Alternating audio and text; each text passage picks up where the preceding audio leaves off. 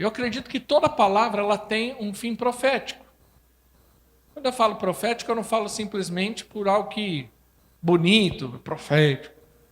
Mas quando eu falo profético, eu estou dizendo no sentido de dar uma direção, né? O profeta, ele não tinha a responsabilidade ou somente a incumbência de falar, de prever futuro. Mas uma das maiores funções de um profeta na Bíblia é direcionar, é orientar. E eu acredito muito numa palavra profética. E eu acredito que esse período do ano, que é um período de mudança de ciclos, uma transição, é importante nós termos uma palavra da parte do Senhor que nos direcione, que nos oriente, que seja a palavra que defina ali o nosso caminhar nesse novo ciclo. E antes disso eu queria orar com a igreja, pedir a Deus que abra nosso entendimento, que nos dê revelação e que você fala com Deus agora. Peça a Deus, ó Deus, fala comigo. Se você entrou em 2021 e tem sentido sem direção, sem orientação, tem sentido já um bom tempo perdido, peça a Deus, fala, Deus, fala comigo hoje, que eu saia daqui com uma palavra, com uma direção, com uma orientação do céu em nome de Jesus. Pai, Tu és o nosso Senhor, Tu és o nosso Salvador, Tu és o Todo-Poderoso das nossas vidas, e nós estamos aqui nesse primeiro culto para glorificar e exaltar o Teu nome, mas também com o coração aberto para receber uma palavra do céu. Fala conosco, que esta palavra nos alimente, que esta palavra mude conceitos, que essa palavra renove a nossa mente, que esta palavra nos direcione, que seja uma palavra ungida, profética, e debaixo de uma revelação poderosa, Pai. Em nome de Jesus Cristo. Amém. Mateus capítulo 6, versículo 19 ao 24, Jesus fala algo interessante e tem aí um conceito muito poderoso da parte do Senhor. Olha o que ele diz: não acumuleis para vocês tesouros na terra, onde a traça e a ferrugem destrói, e onde os ladrões arrombam e furtam. Mas acumulei para vocês tesouro nos céus, onde a traça e a ferrugem não destroem, e onde os ladrões não roubam e não furtem. Pois onde estiver o seu tesouro, aí também estará o seu coração. Os olhos são a candeia do corpo, os seus olhos forem bons, todo o seu corpo será cheio de luz. Mas se os seus olhos forem maus, todo o seu corpo será cheio de trevas. Portanto, se a luz que está dentro de você são trevas, que tremendas trevas são. Ninguém, diga ninguém, ninguém pode servir a dois senhores, pois odiará um e amará outro, ou se dedicará a um e desprezará a outro. Vocês não podem servir a Deus e a Mamon, ou em algumas traduções, dinheiro. Eu quero começar esse ano fazendo uma pergunta, mas que você ainda não responda, apenas pense. Quem é o primeiro na sua vida? Normalmente, numa pergunta dessa, nós respondemos: é Deus. Deus é a primeira coisa na minha vida. Ele é a coisa mais importante para mim. Ele é a minha prioridade. Sabe? Seria interessante nós fazermos uma avaliação de quem é o primeiro de fato nas nossas vidas. Quando ficamos doentes, qual é a primeira providência que tomamos? Vamos tomar remédio? Vamos no médico? Ou oramos falando: Deus, vamos orar porque eu creio que o Senhor é poderoso para me curar? Quando perdemos o emprego, qual é a atitude que temos? Começamos a reclamar, a justificar ou a culpar alguém, ou apenas confiamos no Senhor e sabemos que tudo coopera para o bem daquele que ama o Senhor. Quando o nosso carro quebra, começamos a maldizer, chutar o carro. Quando alguém comete alguma injustiça contra nós, como que nós reagimos? Nós entramos em guerra porque achamos que aquela pessoa é nosso inimigo? Ou entendemos que Deus de alguma forma está usando aquilo para tratar conosco?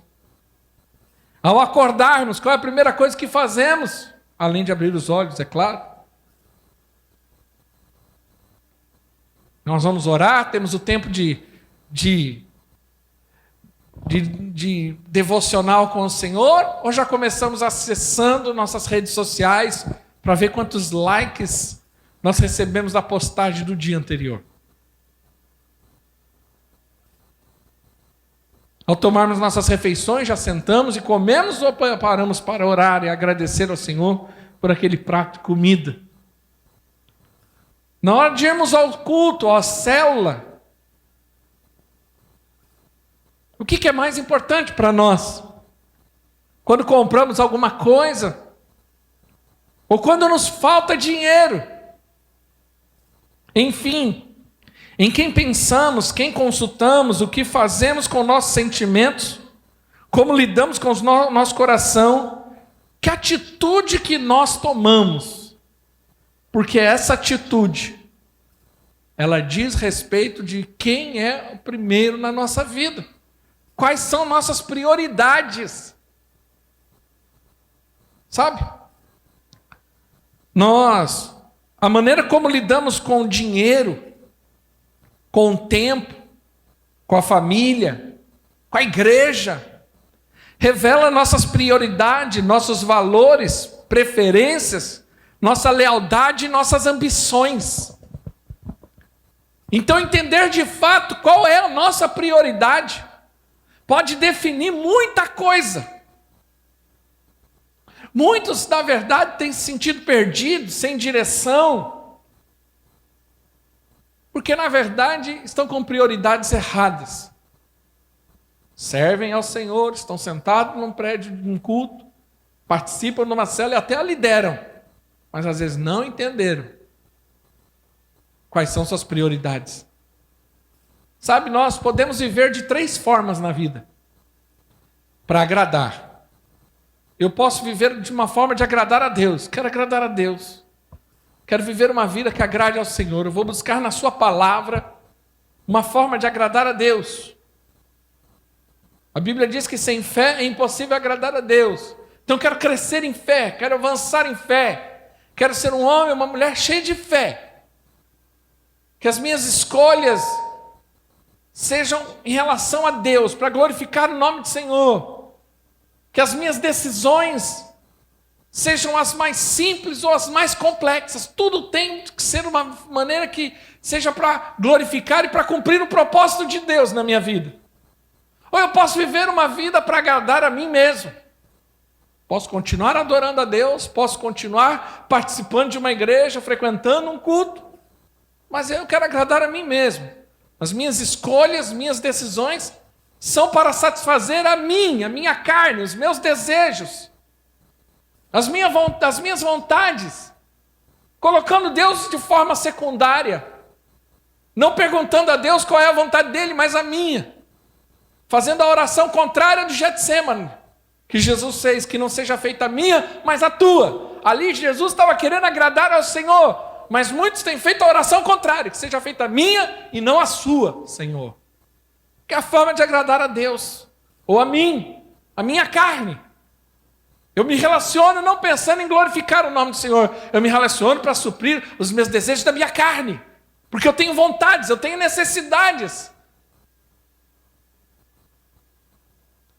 Ou eu posso também viver uma vida para agradar o diabo, pecando, vivendo uma vida cheia de adultério, de falhas, pecando de forma descontrolada, sem arrependimento, escravo do pecado. alimentando aquela serpente que no Éden virou, aquela serpente que virou um dragão, de tanto comer pecado, de tanto se alimentar do pecado do homem, permitindo que demônios atuem na minha vida, na minha casa.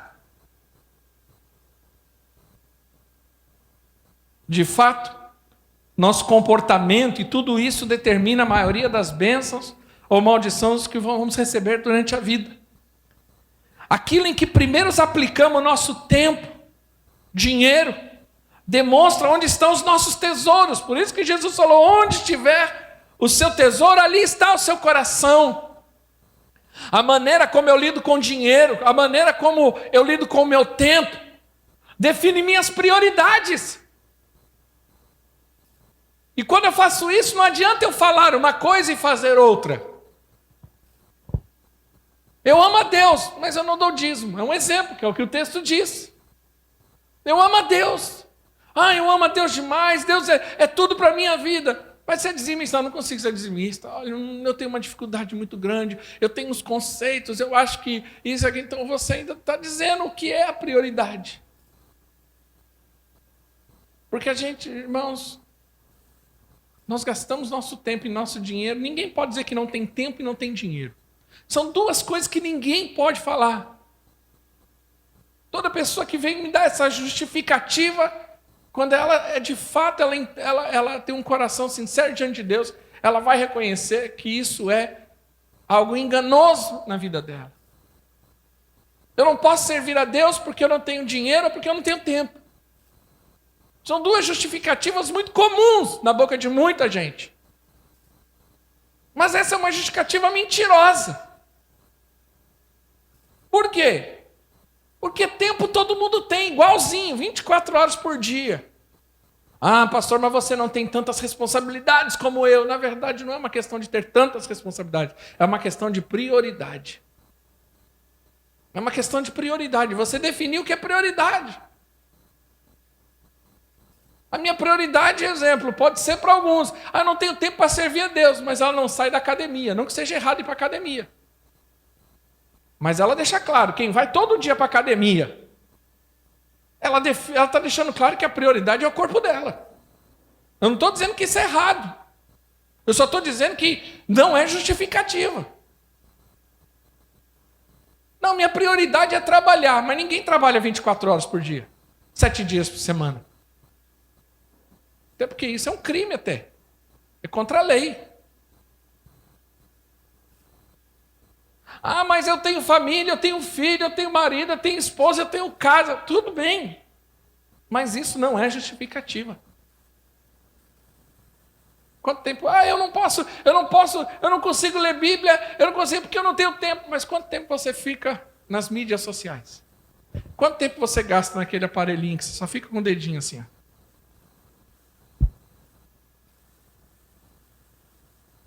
Não sei se você sabe, mas dentro do seu próprio aparelho celular tem um sistema lá que diz quanto tempo você gasta nisso. Levanta lá. Quando a Bíblia diz em Romanos capítulo 1, versículo 20, se eu não estiver enganado, que ninguém será indesculpável diante de Deus, é fato.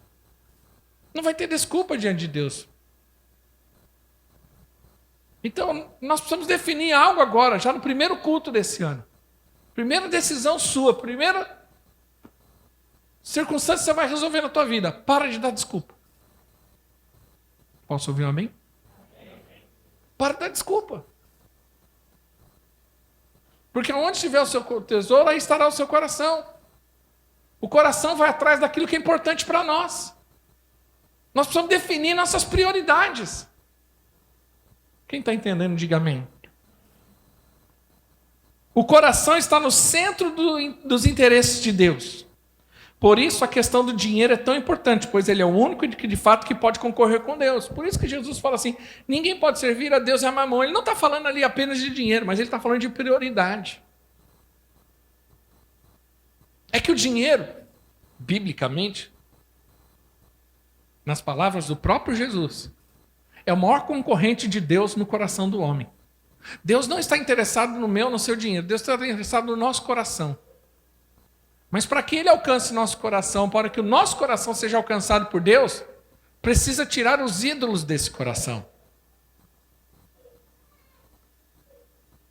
Por isso que Deus é contra a idolatria, porque a idolatria, ela ocupa o lugar de Deus no coração do homem. E a idolatria não é apenas uma imagem. A idolatria ela é um conceito.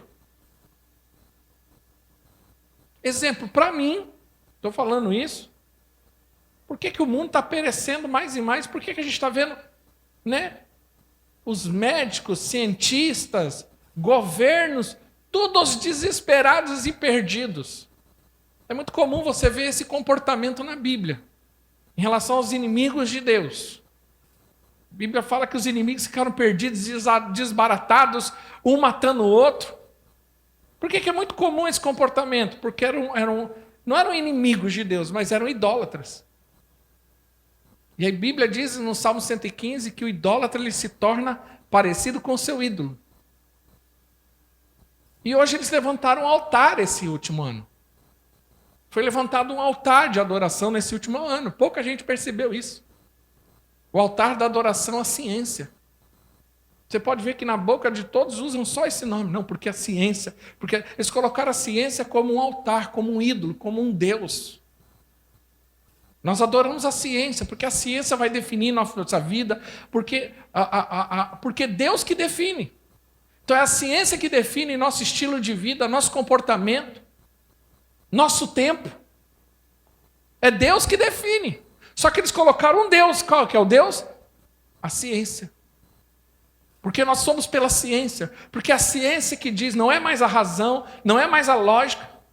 Por isso que até chega a ser um comportamento até idiota. Dentro da água com máscara.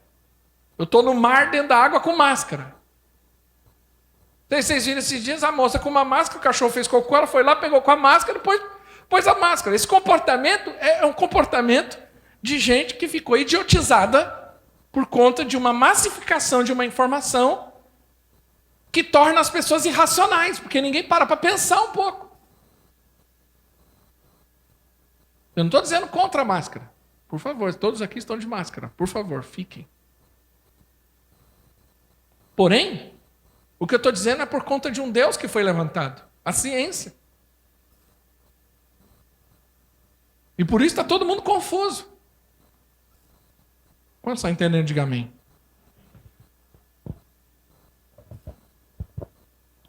Mateus 6,33, Jesus fala algo muito interessante, que ele termina o texto falando de ansiedade, e ele fala assim: busque em primeiro lugar o reino de Deus e a sua justiça, e todas essas coisas lhe serão acrescentadas. Repita comigo assim, fala: busquem, pois em primeiro lugar. Deus tem que ser primeiro. Deus precisa ser nossa prioridade. Jesus está falando a partir do versículo 25 desse texto, capítulo 6 que nós lemos. Ele está falando sobre ansiedade. Não fique ansioso quanto ao dia de amanhã, quanto ao comer, beber. E ele começa a falar sobre ansiedade, porque a ansiedade é um grande mal no coração do homem. Agora, por que muita gente vive ansiosa? Desesperada, angustiada, mesmo sendo crente. Porque, na verdade, é crente, mas Deus ainda não é prioridade para ela. Então, quando Deus fala, busca em primeiro lugar, está dizendo, coloque-me como prioridade. Busque em primeiro lugar o meu reino, a minha justiça e as demais coisas. Aquilo que você está preocupado, aquilo é uma consequência de uma questão de fé. Mas não ande ansioso em relação a isso. Mas para você não vencer a ansiedade, como que você faz? Você coloca Deus como prioridade. Nós temos alguns princípios que regem esse assunto. Primeiro, o princípio do primeiro. Deus, ele é o primeiro. O primeiro é um dos títulos de Deus que indica a sua existência eterna, seu domínio sobre o universo que ele mesmo criou. Olha o que diz o texto de Isaías 44, versículo 6. Assim diz o Senhor, o Rei de Israel, o seu Redentor, o Senhor dos Exércitos: eu sou o primeiro e eu sou o último, e além de mim não há Deus. Qual que é o título de Deus? Ele mesmo se declara: eu sou o primeiro. Quando ele diz isso, ele está falando da sua natureza, daquilo que ele é de fato. E nós precisamos colocar Deus como prioridade na nossa vida. Por isso que eu comecei essa mensagem fazendo uma pergunta: quem é o primeiro da tua vida? Que hoje nós possamos sair daqui com uma reflexão que mude a nossa mentalidade. Quem será o primeiro da sua vida nesse ano de 2021? Porque o primeiro define suas prioridades. O primeiro define, o que você definir como prioridade vai definir seu comportamento. Vai definir sua agenda. Vai definir o seu acordar e o seu levantar. Porque se eu falo que Deus é a minha prioridade, ao acordar, qual que será a minha prioridade? Ler a palavra de Deus, fazer um devocional ou ir para o Facebook ou para o Instagram? Você está vendo como definir isso vai definir muita coisa na sua vida? E quais serão os resultados disso?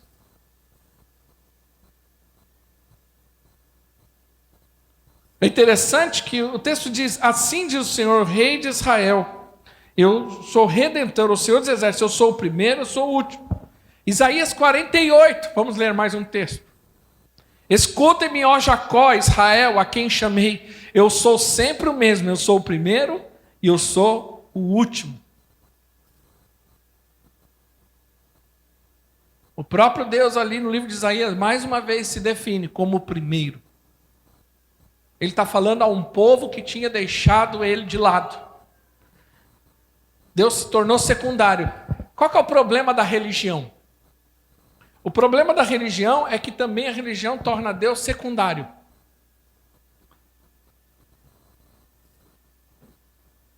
A cabeça de um religioso funciona da seguinte forma. Por isso que às vezes você até é questionado por algumas pessoas, às vezes da sua própria família. Porque nós somos uma igreja onde nós colocamos Deus como prioridade em tudo. E essa aqui é a nossa mensagem, mas esse aqui é o nosso estilo de vida. Quando você olha na posição do tabernáculo no deserto, quando eles acampavam, o tabernáculo era sempre montado no centro e todas as tribos ao redor. O tabernáculo não era montado num canto, na periferia do acampamento. O tabernáculo era montado no centro. Por quê? Porque isso estava dizendo qual era a prioridade daquele povo. Deus no centro da nossa adoração, no centro do nosso louvor. A nossa vida cotidiana, o nosso estilo de vida gira em torno da nossa adoração, da nossa fé. Isso mostra o que era a prioridade para aquele povo. Só que a religião ela coloca Deus como nas periferias. Em que sentido? Deus se torna secundário, o meu culto se torna secundário. Então é o seguinte, eu vou para o culto, mas se tem uma coisa mais importante, eu deixo de ir. Eu sirvo a Deus, mas se aparece uma coisa mais importante, eu deixo de servir a Deus. Ó, pastor, está aqui, ó, eu estou entregando a minha liderança. Por quê? Porque agora é o seguinte, estou fazendo faculdade, estou fazendo isso, estou fazendo aquilo, então liderar uma célula para mim já não é tão importante, porque agora eu tenho outra prioridade. Pastor, mas a pessoa precisa fazer faculdade, ela precisa estudar, ela precisa trabalhar, ela precisa... Sim, mas isso não quer dizer que ela deixe o que é prioridade na vida dela. Eu não vou no culto hoje porque eu estou cansado, estou com uma dor aqui, e eu quebrei a unha do pé, então eu acho que hoje eu não vou no culto. O que ele está dizendo? Que Deus não é prioridade, é secundária. É só aparecer uma coisa um pouco mais importante, uma urgência um pouco maior, que ela deixa Deus em segundo plano. Eu trabalhei tanto essa quarta-feira, eu não vou na célula hoje não. Por quê? Eu estou cansado. Sim, mas cansaço é justificativa para não adorar a Deus? Para não servir a Deus?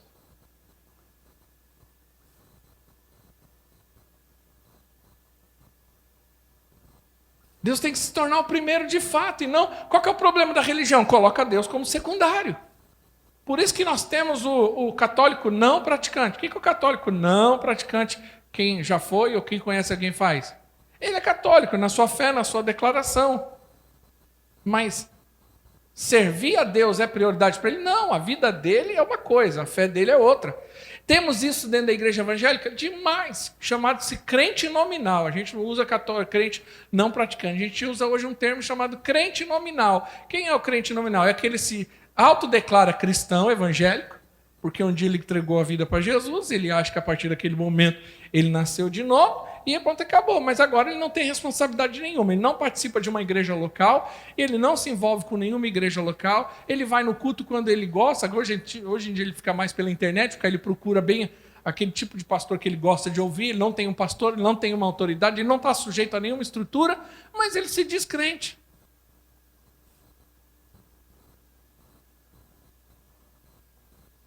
O que ele está dizendo? Deus não é minha prioridade.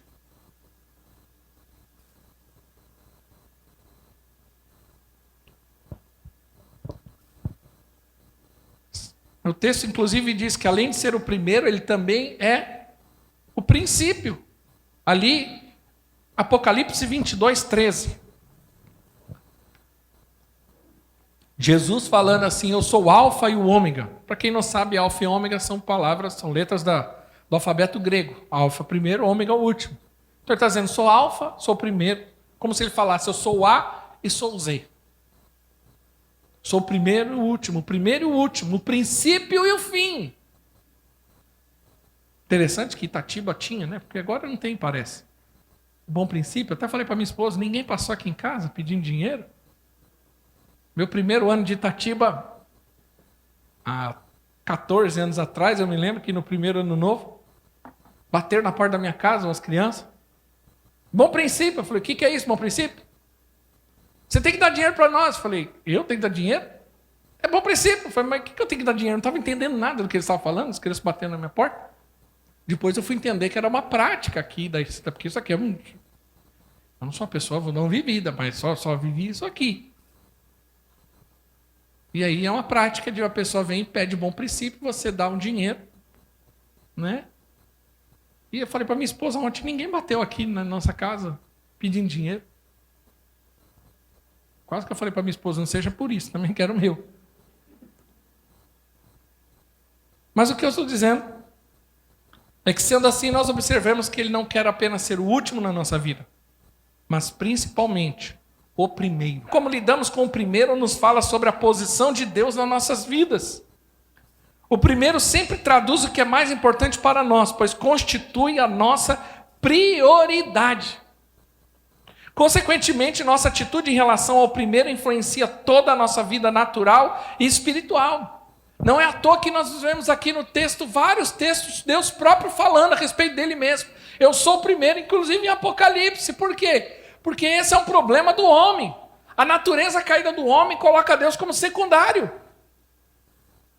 E Deus o tempo todo ele está atrás do coração do homem.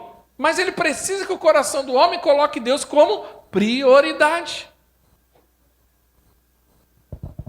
Se o princípio do primeiro permear nossa vida, nossas escolhas, nossas vontades, nossos pensamentos, com certeza evitaremos muitos erros e consequências desastrosas. Eu já falei isso, mas repito, acho que encaixa muito bem nessa mensagem. Falo isso muito para jovens solteiros. Eu recebi meu chamado no Senhor quando eu me converti. E o primeiro versículo que eu aprendi, que eu decorei, foi Mateus 6,33. Fui conversar com o pastor da igreja local, que eu fazia parte.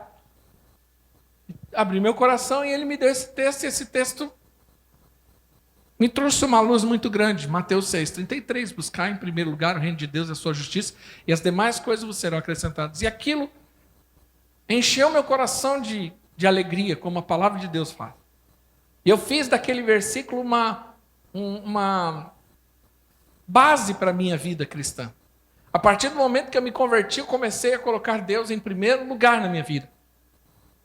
E eu fiz isso como uma maneira de vida. Então, tudo aquilo que poderia atrapalhar essa relação minha com Deus como prioridade, eu sacrificava, eu abria mão. Então eu fiz isso com as minhas amizades, fiz isso com relacionamento, fiz isso com um monte de coisa. Com sonho pessoal, porque no meu caso eu recebi um chamado da parte de Deus para ser pastor.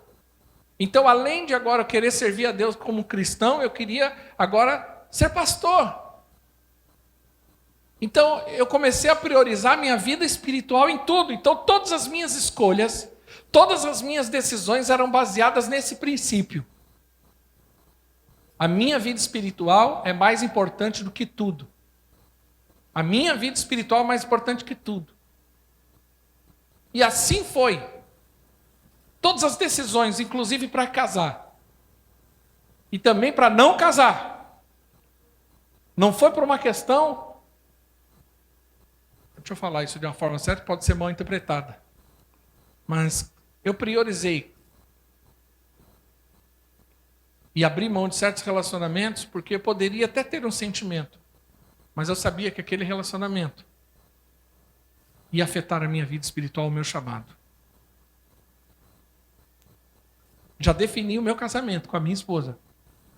Não somente porque havia um sentimento, pois havia. Mas eu entendi da parte de Deus que ia abençoar a minha vida espiritual. E me abençoou. Infelizmente, muitos não fazem isso. E aí o que ele faz? Ele faz a escolha dele. Ele não põe na balança, vai afetar a minha vida espiritual, a minha relação com Deus? Vai me levar mais próximo ou mais longe de Deus isso? Surgiu uma porta de emprego aqui, só que eu tenho que trabalhar de tal, e eu não consigo mais ir no culto, não consigo participar de mais nada, isso, aquilo, outro. Eu vou pôr na balança. O quanto isso vai ser bom? O texto lá de Mateus diz: não ajuntais tesouros na terra, onde a traça e a ferrugem come, mas ajuntais tesouros no céu. De que adianta o homem ganhar o mundo e perder a sua alma? De que adianta, às vezes, eu ficar com uma conta financeira, uma conta no banco abastada, mas perder a minha família? Pastor, mas não é justo ganhar dinheiro? Muito justo. Mas a que preço você vai ganhar esse dinheiro? De que adianta você ganhar todo o dinheiro do mundo e não ter com quem gastar, porque sua mulher foi embora com outro, seus filhos já estão tudo largados e não querem mais olhar para a tua cara? Então, quando eu falo de colocar Deus como prioridade, estou falando no seu casamento, na sua vida, nos seus negócios. Eu conheci um empresário que, ele era um empresário, um grande empresário, de um grupo de empresas muito grande, e ele tinha a diretoria dele. Mas muitas vezes ele falava assim para a diretoria dele: olha, eu vou fazer uma reunião ali, depois eu volto para falar com vocês. Essa reunião, na verdade, era um lugar de oração que ele tinha dentro da empresa, na sala dele, onde ele orava, porque ele precisava tomar decisões, e ele falava: Deus, o Senhor é o meu sócio. E ele consultava o sócio dele. Porque ele colocou Deus como prioridade nos negócios dele, na vida dele. Quantos estão entendendo? Diga amém. Quais são as suas diretrizes? Deixa eu dar uma diretriz para 2021. Defina as suas prioridades em Deus. Porque se você não definir suas prioridades, você viverá de urgências. Algum aqui já teve aquela sensação que você é um bombeiro, que só vive apagando fogo da tua vida? Só vive de urgência? Parece aqueles bombeiros quando está em época de seca e começa a apagar fogo aqui, fogo ali, fogo ali, fogo aqui. Tem gente que vive assim. Por que ela vive assim? Porque ela, na verdade, ela não tem definido o que é prioridade na vida dela. Como ela não definiu o que é prioridade, ela vai vivendo. E aí, conforme os fogos vão acontecendo, ela vai apagando, mas ela não tem uma prioridade clara. Quem está entendendo, diga amém. Em segundo lugar, só vou falar 2 tópicos hoje. O primeiro de Deus é exclusivamente dele. Deus sempre separa algo para o seu uso exclusivo. Naquilo que ele determinou que é dele, ele não aceita que toque ou que use para si próprio. Exemplo, no jardim do Éden. Deus fez o jardim, preparou tudo, mas havia uma árvore. E ele falou: nessa árvore você não toca. Porque é o princípio do dízimo. O dízimo não é uma questão somente de dinheiro. O dízimo tem um princípio de que tem coisas que é para Deus, somente para Deus, para o uso de Deus, consagradas a Deus. E aquilo você não pode mexer. Porque aquilo é do Senhor. Nós vemos esse princípio já no Éden, quando Deus falou, todas as árvores você pode comer, mas essa não, Adão. Essa árvore é minha, você não toca, não mexe nela. Você pode desfrutar de todas as árvores, inclusive da árvore da vida, mas essa árvore você não toca, porque ela é minha. O Santo dos Santos era um lugar exclusivo para Deus, não havia acesso fácil, público. É interessante que se você olhar no Antigo Testamento, a gordura, o azeite, o dízimo, a primícia, eram exclusivamente dele, inclusive os primogênitos. Tinham que ser consagrados a ele.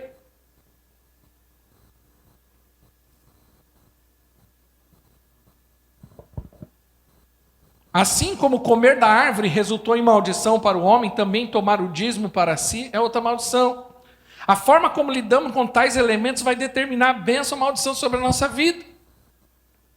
Mas eu quero que você entenda que eu estou falando além do que é dinheiro, eu estou falando de um princípio. Quem está entendendo, diga amém.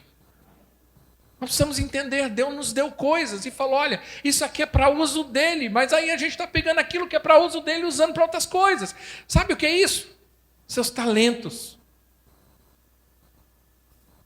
Deus te deu talentos. E às vezes estão pegando esse talento e as pessoas usando somente para o mundo. Imagine, eu costumo dizer, está amassando barro para Faraó, ajudando o Faraó a construir pirâmide. Mas ele pega o talento dele e só gasta no mundo. Não que você não precise, você vai ter que ir lá, você tem que viver, você tem que trabalhar, você tem que ganhar dinheiro, você tem que ter uma família para educar, para criar, para pagar conta. Mas eu estou dizendo o seguinte, o que você está fazendo com seus talentos? Seus talentos foram dados por Deus para glorificar a Ele e edificar a sua obra.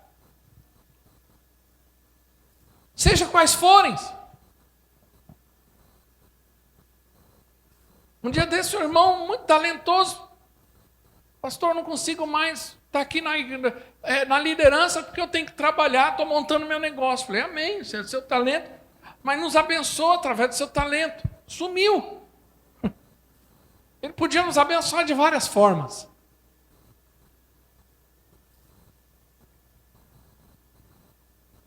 Deus deu talento, aí a pessoa fala, não, só vou gastar no mundo, vou edificar coisa para o mundo, que às vezes é para o diabo, que a pessoa nem sabe. Ou até sabe. Mas como ela tem lucro naquilo, ela finge que não sabe. Mas aí quando é para usar para o Senhor, eu não tenho tempo, eu não posso. Meu talento não é para isso. Como diz o texto, enterrou o talento, não usou o talento, mas nós seremos cobrados por isso. Que em 2021 você possa servir a Deus através dos seus talentos, a igreja local. Todo mundo de alguma forma pode servir. Com certeza nós poderíamos estar muito mais abençoados, muito maiores, muito mais próximos, se todos entendessem isso.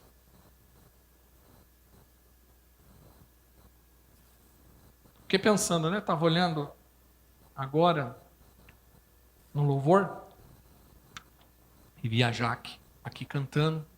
Aí a Jaque desce e vai gravar, né, o culto. Parece aqueles circos que aparecem na cidade. Já viu o circo? Porque a igreja parece aqueles circos. Você chega lá, tem um rapaz que cobra ingresso, tem o que vende a pipoca, o que vende algodão doce. Daqui a pouco começa o show, é ele que está rodopiando, é ele que está apresentando, é ele que está fazendo o Globo da Morte. Daqui a pouco tem um intervalo, é ele que está passando, vendendo a pipoca de novo. E às vezes na igreja acontece isso, por quê? Porque outros irmãos não entenderam que todo mundo precisa servir a igreja, ajudar a igreja, compartilhar com seus talentos a igreja. Quantos estão entendendo? Diga amém. Sabe? Mas nós precisamos definir nossas prioridades. Salmo 27:4. Abre comigo. Quero ler 3 textos para acabar. Eu amo esse texto tem ardido no meu coração há alguns meses. Porque Davi era um rei, ele tinha acesso a tantas coisas que todos nós gostaríamos. Nós acabamos de ver agora, dia 31, dia 30 aí, a Mega Sena da virada, não sei quantos milhões de pessoas jogando, né, um valor de mais de 300 milhões, e um monte de gente, nossa, se eu ganhasse, eu ia fazer isso, eu ia fazer aquilo. Quer dizer uma coisa, Davi tinha muito mais que isso. Isso aqui era dinheiro de pinga para Davi. Davi, né? E ontem eu estava dando uma olhada ali, viu um pessoal comentando a respeito da festa do Neymar, que dura não sei quantos dias, uma festa regada a muitas coisas, muito dinheiro, e muita gente querendo ir na festa e não tendo acesso. Davi tinha acesso a tudo isso. Às vezes quando aparece lá aquelas viagens, né, para as Bahamas, para, sei lá, para outros lugares do mundo, desfrutando dos melhores hotéis, 5 estrelas, você fala assim, nossa, eu queria ter um dia. Não é? Eu estava assistindo um filme ontem e vi um cara no iate. E sempre quando eu vejo um iate assim dentro de mim, eu fico assim, eu queria pelo menos um dia. Não queria ter o iate, não. Porque nem dá tempo de usar o iate. Mas eu queria um dia pelo menos estar lá dentro do iate. Dentro de mim, que coisa. Assistindo um filme ontem com a minha esposa. Davi tinha acesso a tudo isso. Davi tinha todas as oportunidades que ele poderia ter, que nós gostaríamos de ter. Mas esse texto me chamou a atenção. Diz assim, uma coisa eu pedi ao Senhor. Ele não pediu mais poder, mais dinheiro, mais influência, mais likes, mais seguidores, porque hoje o negócio é um desespero por seguidores. Ele não pediu nada disso. Uma coisa eu pedi e é o que eu procuro, ou seja, era o objetivo, era o propósito de vida, era a prioridade da vida de Davi. Qual é? Que eu possa viver na casa do Senhor todos os dias da minha vida, para contemplar a bondade do Senhor e buscar sua orientação no seu tempo. Por que Davi foi o que foi e teve a influência que teve até hoje nas nossas vidas? Por que Davi era um homem segundo o coração de Deus? Olha o coração desse homem, ele podia ter acesso a tudo, ele podia desfrutar de tudo. Deixa eu falar um pouco mais baixo que está doendo. Ele poderia ter acesso a tudo isso, mas o único desejo, o único anseio da alma de Davi era buscar o Senhor, ter Ele como prioridade, a casa dele, a obra dele, a edificação da igreja. Que essa deve ser o nosso coração. Que 2021 seja o ano onde você possa servir mais a Deus, se consagrar mais a Deus, buscar mais ao Senhor, que essa deve ser a sua prioridade máxima. Não que você não deva sonhar com outras coisas, inclusive com bens.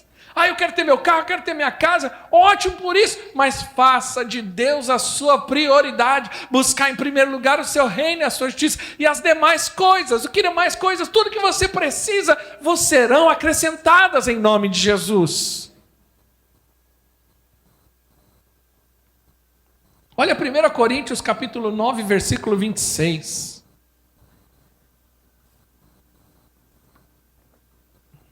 1 Coríntios 9, 26.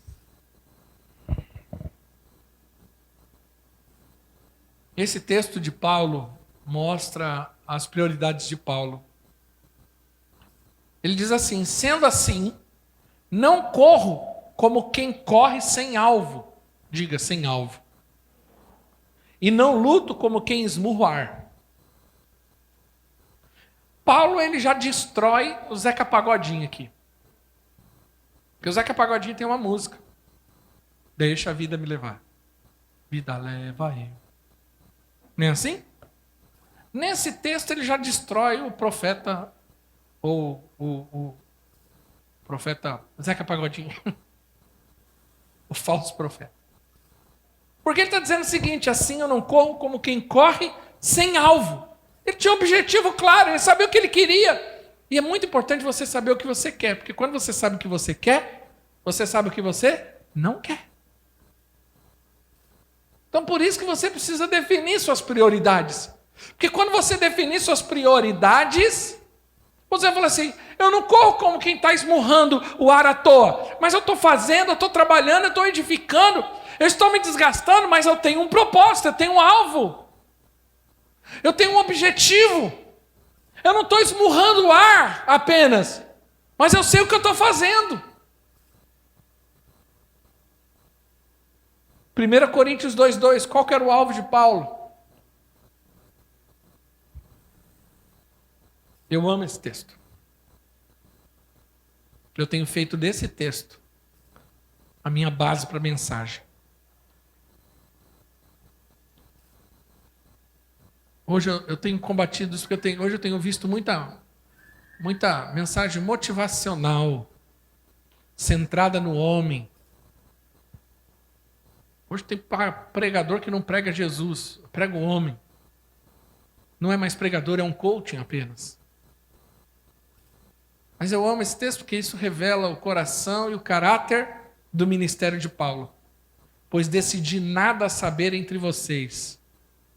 Qual que era o único assunto da vida de Paulo? A não ser Jesus Cristo a este crucificado. Esse era o assunto da vida de Paulo. Ele vivia em torno desse assunto, desse propósito. Qual que era a prioridade da sua vida? Pregar o evangelho de Jesus Cristo, falar de Jesus Cristo. Por que eu estou dizendo isso? Porque se você não definir sua prioridade, você vai entrar num problema muito sério chamado distração. Nós temos um desafio, distração contra o foco. Quando eu não tenho foco, quando eu não tenho um objetivo claro, quando eu não tenho um propósito, quando eu não defino minhas prioridades,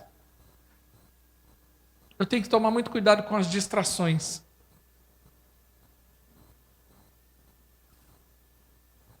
E isso às vezes nos custa muito. Vou dar um exemplo muito claro aqui, muito comum do nosso dia a dia, para você entender isso. Quantos aqui falaram uma vez na vida, pelo menos, eu vou no mercado comprar, eu estou precisando de sabão em pó. Aí você fala, vou no mercado comprar um sabão em pó. Aí você volta, você comprou o sabão em pó, quando você viu, você fala assim, já gastou R$150, mas eu só queria gastar 20. Quantos já passaram por isso? Porque você perdeu o foco. Porque você foi distraído. Entendeu? Até você chegar no lugar do sabão em pó, você começou a ver um monte de coisas que você achou que era necessidade. Mas qual que era a sua necessidade maior? Estou dando aqui um exemplo muito simples, muito corriqueiro. Qual que era a sua única necessidade naquele momento? O sabão em pó. Mas aí aquele sabão em pó lhe custou, que você ia gastar, sei lá, R$20, você acabou gastando 150. Por que você acabou gastando mais do que você gostaria? Porque você se permitiu ser distraído. Porque até chegar na gôndola do sabão em pó, você fala, também preciso disso aqui. Isso aqui também. Isso aqui é interessante. Na verdade, você não precisava. Você só precisava do sabão. Mas você se permitiu ser distraído. Agora, qual é o problema disso? O problema é que tem muita gente conduzindo a sua vida desse jeito. Ontem eu escrevi algo para a minha equipe, eu até passei para algumas equipes, falei assim, defina suas prioridades. Agora. Qual a sua leitura para o devocional, qual livro você vai ler, o que você vai fazer. Porque dezembro está próximo. Ontem foi dia 2 de janeiro. Mas vou te falar uma coisa. Logo, logo a gente vai estar fazendo a festa da colheita aqui. Dezembro está chegando. E aí vai passar mais um ano. Você pode dar desculpas. A desculpa pode ser a pandemia, o lockdown, ou não sei o quê, ou não sei o quê. Tem um monte de gente que está fazendo, não, estamos no lockdown, não vou fazer isso, não vou sonhar, não vou fazer projeto, não vou fazer propósito. E eu não estou pensando assim. Eu estou deixando claro o que eu quero. O que nós queremos como igreja, onde nós vamos chegar, o que nós queremos conquistar. Agora você precisa definir. O que você quer da vida? Quais são suas prioridades? Quem é o primeiro da tua vida? Em nome de Jesus.